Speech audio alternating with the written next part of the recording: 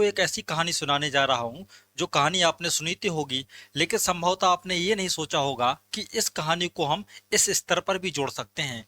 क्योंकि जो कहानी लिखी गई है, इस कहानी को जब एक बच्चा पढ़ता है तो वो भी बहुत खुश होता है। और जब एक आध्यात्मिक पुरुष, जो एक परिपक्व व्यक्ति होता है, जब वो पढ़ता है और सुनता है तो उसको लगता है इस कहानी का स्तर ये भी हो सकता है। तो ये कहानी विक्रम बेताल की है। कहानी का जो शुभारंभ होता है वो इस स्टाइल में होता है कि एक राजा है और राजा के दरबार में बहुत सारे लोग जो हैं वो सुबह सुबह अपना जो भी दान दक्षिणा होती है वो देने के लिए आते हैं। क्योंकि राजा उस समय जो होते थे तो बहुत लोग जो होते थे वो सुबह सुबह उनके दरबार में पहुंचते थे और अपने उपहार दिया करते थे। तो उपहार अनेक प्रकार के आते थे, जिसमें कोई उपहार महंगे होते थे, कोई सस्ते होते थे। उसी समय क्या होता था कि रोज प्रतिदिन एक जंगल से एक फकीर आता था और वो फकीर अपने साथ एक अजीब टाइप का एक फल होता था वो लेकर जाता था और राजा को रोज वो गिफ्ट कर देता था। तो राजा भी ध्यान नहीं देता था, क्योंकि राजाओं को उपहार मिलने की संख्या बहुत अधिक होती थी। और जब संख्या बहुत अधिक होती थी तो राजा सामान्यतः इस ओर ध्यान भी नहीं देता था कि किसने क्या दिया। लेकिन ये सिलसिला जो था वो सालों तक चलता रहा। कम से कम ये सिलसिला जो थी 10 सालों तक चलता रहा। वो साधु आता, वो फकीर आता और राजा को वही जंगली फल लेके आता और वो दे देता। एक दिन क्या हुआ, अचानक वही जंगली फल जो था, जो राजा ने एक बंदर पाला था, वो उसको दे दिया। और जब वो बंदर ने खाया तो बंदर ने जैसे ही खाया उसमें से एक अनमोल हीरा बाहर निकला। राजा ने जब देखा तो राजा चकित हो गया और उसने सोचा ये क्या है। जब उसने जो हीरा को देखा था तो शायद उसने अपने जीवन में इतना कीमती हीरा कभी नहीं देखा था।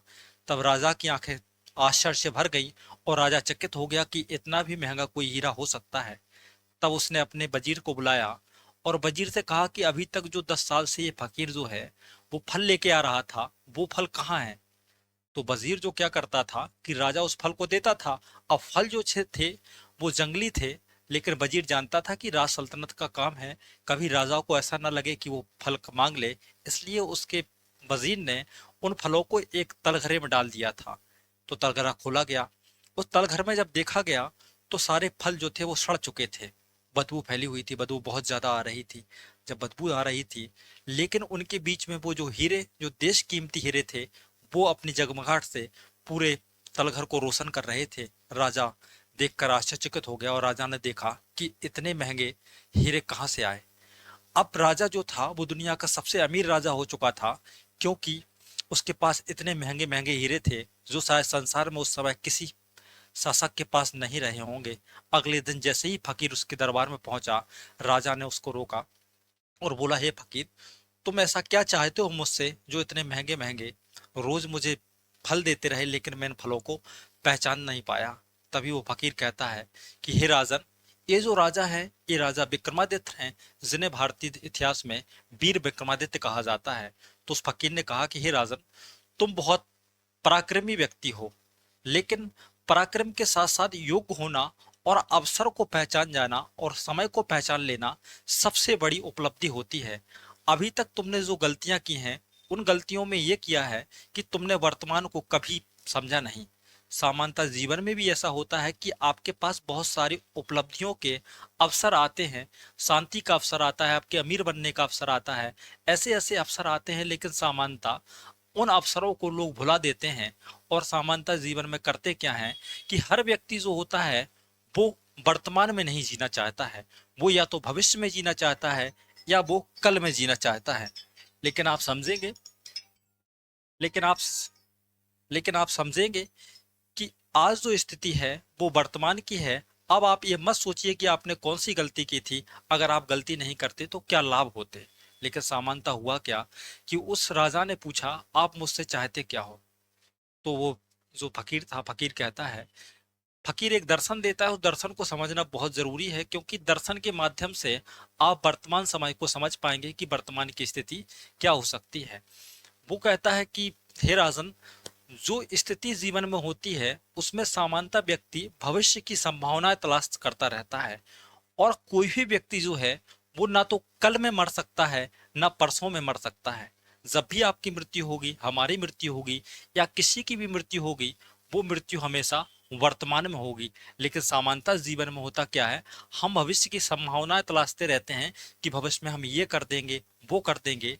और हम कुछ भी कर दें लेकिन हम भविष्य को नहीं संभाल सकते हैं। इसलिए हे राजन, अब तुम भविष्य की भी चिंता छोड़ दो और आपने जो कल बिता दिया है उसकी भी चिंता छोड़ दो। अब तुम वर्तमान को संभालो।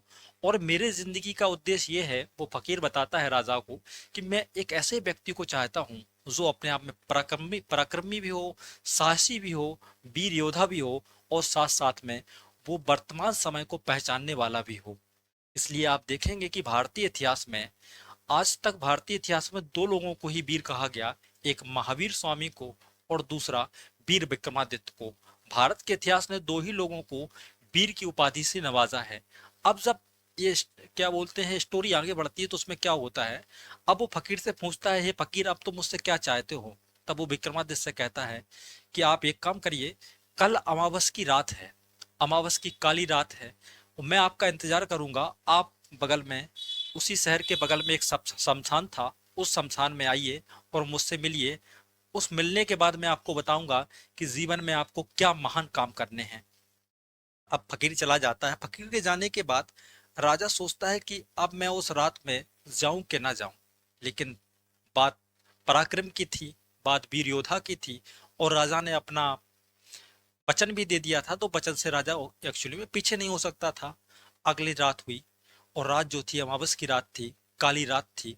उस काली रात में दूर दूर तक कुछ दिखाई नहीं दे रहा था, एकदम अंधेरा था। तभी राजा महल से निकला। रात के लगभग 12 से 2 बजे होंगे। 12 बजे वो निकलता है और महल से पैदल चलते चलते वो शमशान की ओर बढ़ता है। काली रात, चमकती हुई बिजली और हल्की रिमझिम बारिश भी हो रही होती है।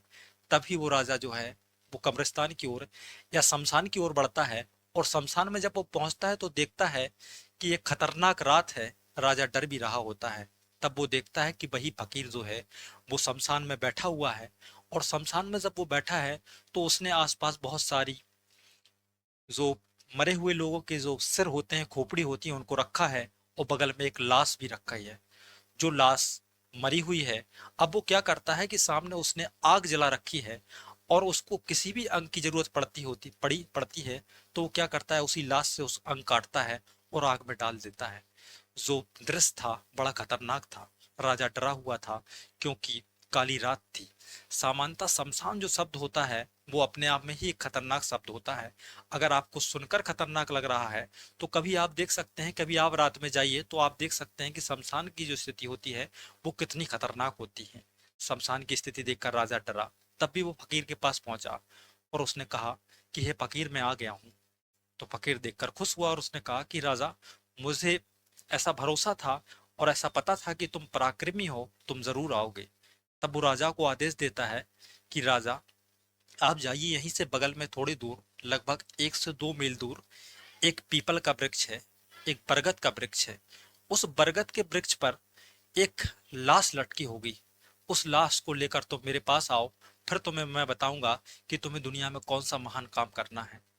तब राजा अकेला था, सुनसान रास्ता थी, खतरनाक रात थी अमावस की। तब भी राजा जाता है क्योंकि राजा वचन दे चुका था।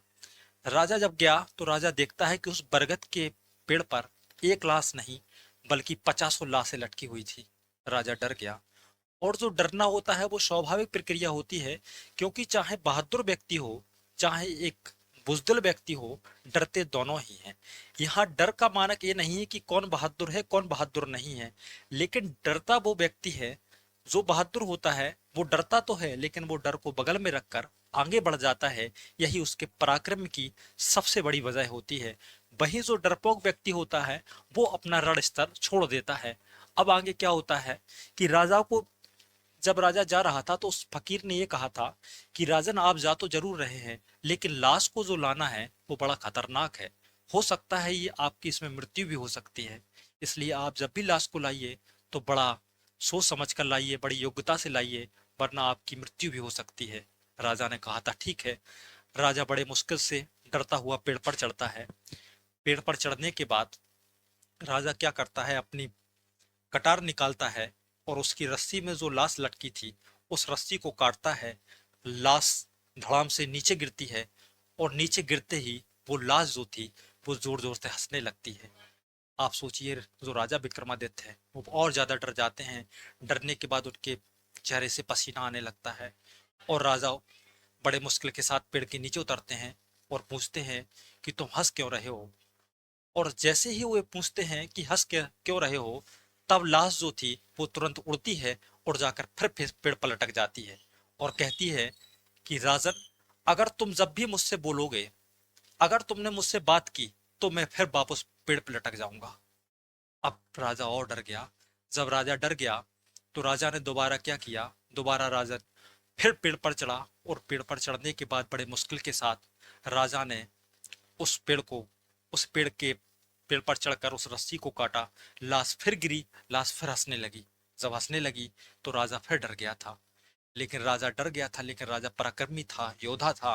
राजा ने इतने होने के बावजूद उस लाश को उठाया और अपने कंधे पर रख लिया।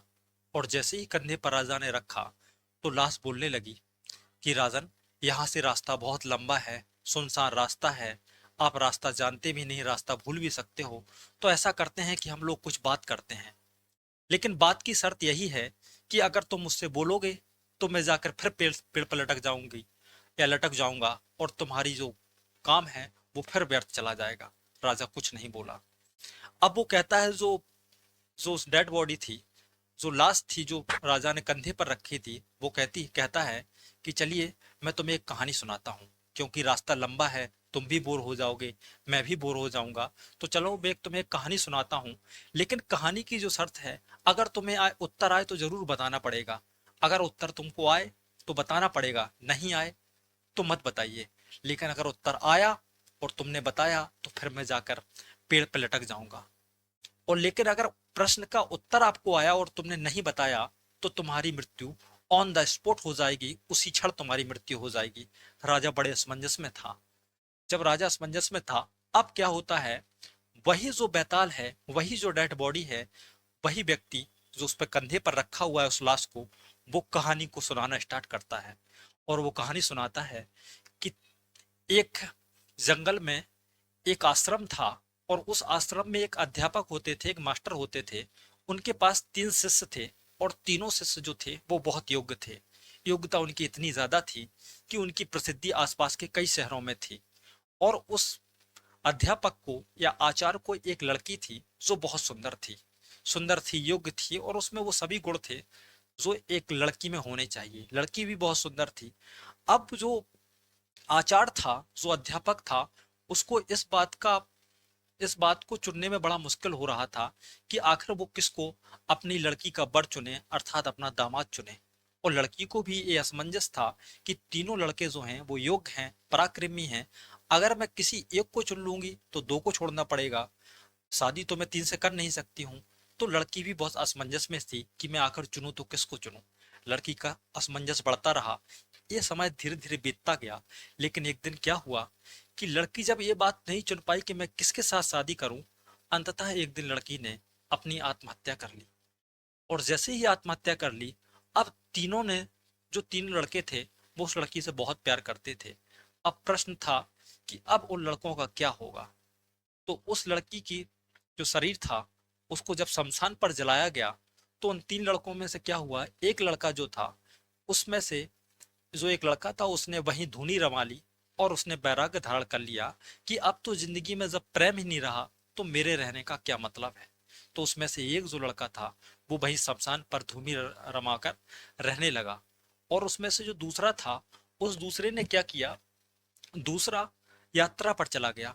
उसने सोचा कि हम यात्रा पर चले जाएंगे जिससे हम इस प्यार को भुला पाएंगे, इस प्रेम को भुला देंगे और आगे बढ़ पाएंगे जिंदगी में। तो वो लड़का एक जो था वो यात्रा पर चला गया। जो तीसरा लड़का था उसने क्या किया कि उस लड़की की जो अस्थियां निकली थी, अस्थि पंजर जो निकले थे, उनको ले लिया और अपने पास रख लिया। क्योंकि उसने ऐसी कहानी सुन रखी थी कि हो सकता है कि कभी कोई ऐसे तंत्र मंत्र हैं, ऐसे कुछ योग्य साधु महाराज हैं कि जो कभी डेड बॉडी को जिंदा भी कर सकते हैं। इसलिए वो जो तीसरा लड़का था वो इस आशा में रहा कि कोई ना कोई कभी आएगा और हम इस लड़की को जिंदा कर देगा। समय बीतता गया। वो लड़का जो यात्रा पर गया था, उसकी मुलाकात एक ऐसे व्यक्ति से हुई जो शास्त्रार्थ जानता था, शास्त्रों का ज्ञाता था, और तंत्र विद्या भी उसने सीख रखी थी। तभी उसको एक व्यक्ति ने ऐसी युक्ति सिखा दी कि एक लड़का को या लड़की को उसकी अस्थियों के आधार पर कैसे जिंदा किया जा सकता है। अब लड़का बहुत खुश था, लेकिन उसको ये लगा कि अब तो सालों बीत चुके हैं, अब क्या उस लड़की की अस्थियां रही होंगी। जब वो दौड़ता हुआ भागता हुआ अपने स्थान पर आया, तो उसने देखा कि एक दूसरे लड़के ने उसकी अस्थियों को अभी भी संभाल पर रखा था। तब उसने क्या किया, अपनी योग विद्या के द्वारा उस लड़की को जिंदा कर दिया। और जब उस लड़की को जिंदा किया, तो वो लड़की जितनी पहले सुंदर थी उससे कई गुना अब वो सुंदर हुई। जैसे एक खिलता हुआ कमल हो, उसकी तरह वो अब फिर सुंदर लड़की की तरह वो फिर जिंदा हो चुकी थी। अब फिर वही तीनों का असमंजस हो गया था कि अब इस लड़की से कौन विवाह करेगा। अब जब ये कहानी चल रही थी कि अब इन तीन लड़कों में से कौन लड़का जो है उस लड़की से शादी करेगा, अब वो जो राजा विक्रमादित्य था और जिस डेड बॉडी को अपने सर पर उस पर कंधे पर रखा था, इसको सुनते हुए अब वो विक्रमादित्य था वो भूल चुका था। जैसे जब कहानी आप सुन रहे थे तो आप भी भूल चुके होंगे कि आप क्या चल रहा है, ऐसे ही विक्रमादित्य भी भूल गया था कि आखिर मैं हूं तो कहाँ हूं। ये सुनते ही जब विक्रमादित्य से उसने पूछा कि राजा ये बताओ कि लड़की जो है उसको किससे शादी करनी चाहिए। और राजा ये बात सुनना, राजा ने ये बात ध्यान रखना, अगर तुम्हें प्रश्न का आंसर आ रहा है तो ठीक है, तुम आंसर दे दो, अगर नहीं आ रहा है तो भी ठीक है, लेकिन ये ध्यान रखना, अगर तुम्हें आंसर आ रहा है और तुमने नहीं दिया तो तुम इसी वक्त मर जाओगे। राजा को आंसर आ रहा था क्योंकि राजा जो था वो योद्धा था, वीर था, धर्म ग्रंथों का अध्ययन कर रखा था, योग्य भी था, तर्क शास्त्री व्यक्ति भी था, उसको आंसर आ रहा था। तो राजा कहता है कि उन तीनों में से जो एक लड़का जिसने जो यात्रा पर निकल गया था और जिसने योग विद्या के द्वारा लड़की को जिंदा किया था, उसके साथ तो उस लड़की की शादी नहीं होनी चाहिए, क्योंकि वो तो पिता तुल्य है और उसने उस लड़की को नया जीवन दिया है। और राजा कहता है कि दूसरा लड़का जो हड्डियों को रेखकर, हड्डियों पंजरों को लेकर रोज अपने किनारे गंगा के किनारे रहता था, उसके साथ भी शादी नहीं होनी चाहिए, क्योंकि उसने तो वो काम किया है जो कोई एक पुत्र अपनी माँ के साथ करता है। लेकिन असली प्रेमी तो वो है जिसने धूनी रमा ली थी, जिसने अपने आप को अज्ञातवास में डाल लिया था, जिसने ये चाह लिया था कि अब मेरे पास दुनिया में कोई नहीं रहा, क्योंकि अब मैं जिसके साथ घर बसाना चाहता था अब तो दुनिया में वही नहीं रहा, तो शादी उसके साथ होनी चाहिए। यह बोलते ही विक्रमादित्य के जो सब था, जो डेड बॉडी थी, वो उनके उसके कंधे से निकली और फिर जाकर पेड़ पर लटक गई। ऐसी 25 कहानी है इस क्या बोलते हैं बैताल पश्चिम 25 में। आप समझ रहे हैं कि जैसे ही उसने ये बताया, वो डेड बॉडी निकली और जाकर फिर पेड़ के किनारे पर लटक गई। अब इससे आंसर क्या निकलता है, सामान्यतः जीवन में ऐसे बहुत सारे विकृति के दौर आते हैं, ऐसे कई बार समय आते हैं कि जिंदगी में आप भटक जाते हैं कि मुझे क्या करना है, क्योंकि वर्तमान में कोई भी व्यक्ति अगर आपको कुछ बोल दे तो आपको लगता है कि इसी स्तर पर मैं इसका आंसर दे दूं, अगर मैं आंसर नहीं दूंगा तो ये तो मेरी बेइज्जती है। क्योंकि सामान्यतः क्या होता है कि जब आपको प्रश्न का आंसर आ रहा होता है, आपको किसी परिस्थिति, किसी ऐसी स्थिति का आंसर देना आ रहा होता है, उत्तर देना आ रहा होता है, तो आप चुप नहीं रह पाते हैं। इसलिए जो बैताल 25 ही है, ऐसी 25 कहानी है, और उस 25 कहानी में पहली कहानी में जो विक्रमादित्य है वो इतने देर रुक पाता है, दूसरी कहानी में और ज्यादा देर रुकता है, तीसरी कहानी में और ज्यादा देर रुकता है। जब 25वीं कहानी होती है तब विक्रमादित्य अपने आप को समझा पाता है और रुक पाता है और नहीं बोलता है। और जीवन में भी यही होता है कि जितना भी आप अभ्यास करेंगे, उस अभ्यास के द्वारा आप अपने आप को उस स्तर पर ले जाएंगे जहां पर कोई संसार की दूसरा व्यक्ति आपको अपने राह से नहीं भटका पाएगा। सब समानता आपके अंदर इतनी कॉन्सेंट्रेसी आ जाती है, आप किसी चीज पर इतना कॉन्सेंट्रेट कर जाते हैं कि छोटी मोटी चीजें आपको अपने के रास्ते से नहीं हटा सकती हैं। और समानता ये भी आप जानते होंगे कि समानता जीवन में क्या होता है, एक व्यक्ति ऐसा होता है जो आप सुनते होंगे कि ये तो जन्मजात योग्य व्यक्ति है, लेकिन जन्मजात योग्य कोई व्यक्ति होता नहीं है। अगर हर व्यक्ति जन्मजात होता तो हो सकता है क्रिकेट की दुनिया में आज सचिन तेंदुलकर और विराट कोहली का नाम ना होकर किसी दूसरे ऐसे व्यक्ति का होता जो माँ के गर्भ से ही क्या बोलते हैं क्रिकेट या दूसरे खेल सीख कर आता। आप ये नहीं जानते हैं कि उसेन बोल्ट ने एक 100 मीटर की रेस बनाने लगाने के लिए कितने मीटर की दौड़ लगाई होगी, और कितने मीटर की दौड़ लगाने के बाद उसने अपने आप को उस स्तर पर पहुंचाया होगा जिसको आप देख रहे हैं।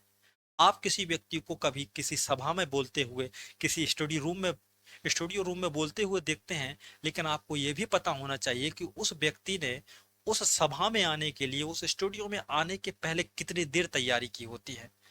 इसलिए सामान्यतः जो व्यक्ति चमकते हैं, उनकी चमकमाहट, जो चमकाहट होती है, आपको चमचमाहट होती है, वो तो आप देख पाते हैं, लेकिन उसके पीछे की जो कहानी होती है उसको शायद आप नहीं जानते हैं।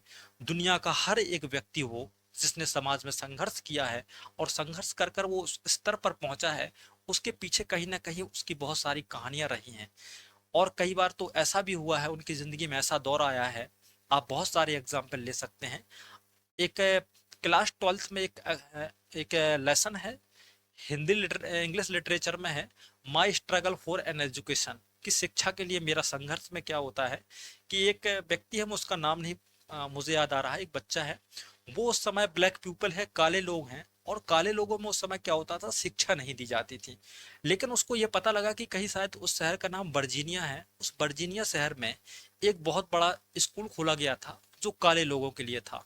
तो उसने सोचा कि मैं इस स्कूल में क्यों शिक्षा ग्रहण नहीं कर सकता हूँ, अगर मैं जाऊंगा तो उसमें मैं पहुंचूंगा तो मुझे शिक्षा मिलेगी। और सामान्यतः हुआ क्या कि जब उस बच्चे ने अपने घर से जाने के लिए सोची, तब उसकी माँ बहुत बीमार पड़ गई। उसके भाई ने उसको पैसे भी दिए कलेक्ट करके, लेकिन माँ बहुत बीमार पड़ चुकी थी। और माँ जब बहुत बीमार पड़ चुकी थी, तो आप जब समझिए, जब वो घर छोड़ रहा था तो उसको ये भी पता नहीं था कि शायद उसकी माँ जिंदा भी रहेगी।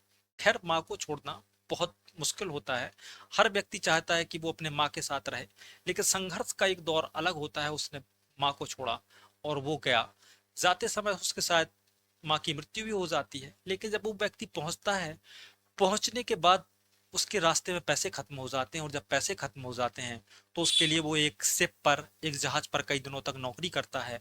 और नौकरी करने के बाद जब वो इतने पैसा कमा लेता है, पैसा कमाने के बाद वो लड़का अंततः उस स्कूल में पहुंचता है, लेकिन उसको उस स्कूल में एडमिशन नहीं मिलता है, क्योंकि एडमिशन के लिए कुछ परीक्षा पास करनी होती हैं, और परीक्षा पास करने का गुण उसके पास उस समय नहीं होता है। लेकिन अंततः क्या होता है कि उसकी जो स्कूल की जो प्रिंसिपल होती है, वो ये कहती है उस बच्चे से कि एक रूम देती है कि आप जाइए और उसको साफ कर दीजिए। वो रूम बहुत दिनों से गंदा पड़ा रहता है। वो बच्चा क्या करता है, बहुत मेहनत से जाता है और उस रूम को साफ करता है।